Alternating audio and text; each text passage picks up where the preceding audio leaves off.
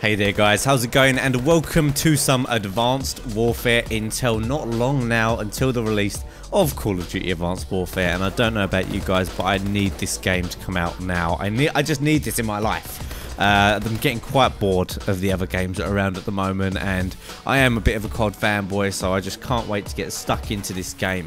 And obviously with only just over a week until release now, not long at all, there has been some info and images flying around the internet, so I'm sure you've seen a few of them if you've got a sharp eye for Call of Duty news. But I'm going to go over some of the stuff I've found out from intel and tweets from the developers and all that kind of thing to whet your appetite a little bit for the game, obviously, which is coming out very soon. So all this stuff is kind of exciting and interesting to me. I've got a little bit more intel that I'm going to share in another video, which is actually really cool, so look out for that one as well. So let's go over some of the information that I've found out so far. It looks like there is going to be 15 prestiges in Advanced Warfare, consisting of 50 levels. That's not too bad. That's around 750 ranks overall. Sometimes Call of Duty has 70 levels, sometimes 60. Seems like they've gone for less levels but more prestiges, which basically means more ranking up, really. Less time sitting. I mean, the ranks between 60 and 70 in previous Call of Duty was extremely slow. I think they want to get rid of that and have more time actually ranking up, which is the fun thing. When you hit a new rank, that is fun. Also, obviously, you can have player cards that represent them. There might be some symbols out there in some links underneath certain videos. If you have a little look in the description of maybe this video, there might be some links to some stuff showing off all that kind of jazz.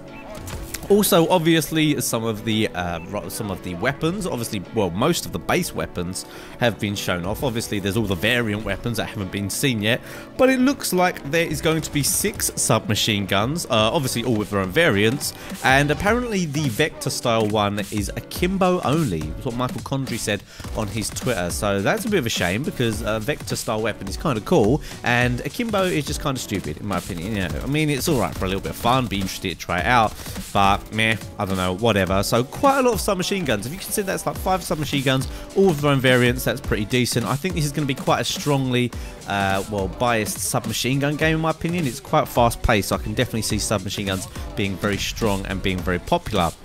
There are 4 snipers, 2 of which seem to be the one-hit kill style weapons that we're used to, and 2 of them which are the single shot kind of 2-hit kill unless you hit them in the head, which is fair enough. You know, a sniper's a sniper, and then obviously there's going to be all the variants of those. Also, looks like there is 3 shotguns. Bit disappointed with the lack of shotguns, really. Although there is going to be 27 variations overall, obviously with the elite versions or whatever. 3 shotguns for me is a bit disappointing, because I know the TAC-19 is very weak by default from what we used in the pre-build. Another one is the Bulldog. Bulldog's alright in COD Ghost, but I really want a powerful pump-action shotgun. And then the other one is the S12, which again I presume is going to be similar to the Black Ops 2 version, which was single shot, not that powerful, but you could fire it quickly. So it's a bit disappointing to me. I'm hoping there's a real strong version of the TAC-19, because for me, the shotgun wasn't very strong at all. Now, there are 5 heavy weapons, and heavy weapons are LMGs and those laser rifle style weapons. Not something that many people I think are going to be using. This is going to be for real defensive people, or people who are just trying to do a certain type of strategy. Maybe they're playing momentum and they want to just sit on that flag and capture that point and have that heavy weapon sitting there. But there are 5 of those. Could be interesting. I'm sure some of those are going to be extremely strong, and I'm going to try and find out for you guys which ones are the best, because there's always 1 or 2 LMGs which no one really uses, but they end up being really strong. Obviously, M27 in Ghost is a perfect example of that.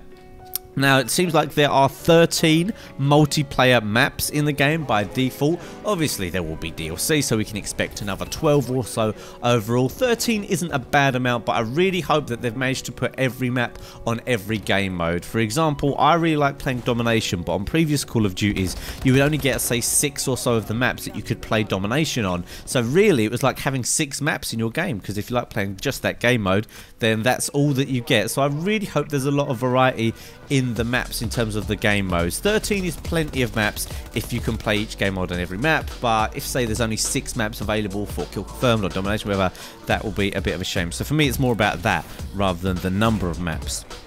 Now, an interesting thing about the weapon unlocks that people have been asking, and Michael Condrey has answered on Twitter, is say you unlock a weapon in a supply drop, you get the elite version of the TAC 19 for example, but in the default game you can't use the TAC 19 until say level 20, just for example. That's not true or confirmed or anything.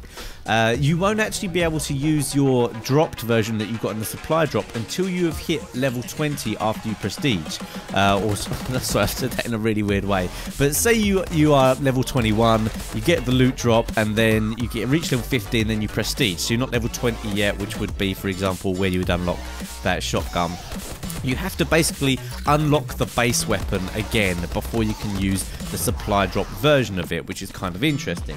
Another thing that was said on Twitter by Michael Condrey about the camos on the supply drop weapons is that obviously when you unlock a weapon in a supply drop, it comes with a camo on it, which is okay, fair enough, but say that is your favourite weapon and you don't really like that camo, you know, surely you should be able to unlock a different camo, and it looks like you can. He said you can unlock challenge camos for those guns. Whether that's going to be the same kind of thing as the default unlock camos, I don't know. A challenge camo sounds different, so we're yet to see, but good news is that you're going to be able to get some different camos for those supply drop weapons, say if you don't like the default one that's on there. So anyway, that's it for this video. Quite a lot of intel there. There's some links in the description to some of my sources for this information if you want to check that out. Don't forget to smash the like button as well, and I've got some more videos coming soon about Advanced Warfare information that I've managed to find out, some very cheeky stuff I think you'll be interested in. So that's it for now guys, and I'll see you next time.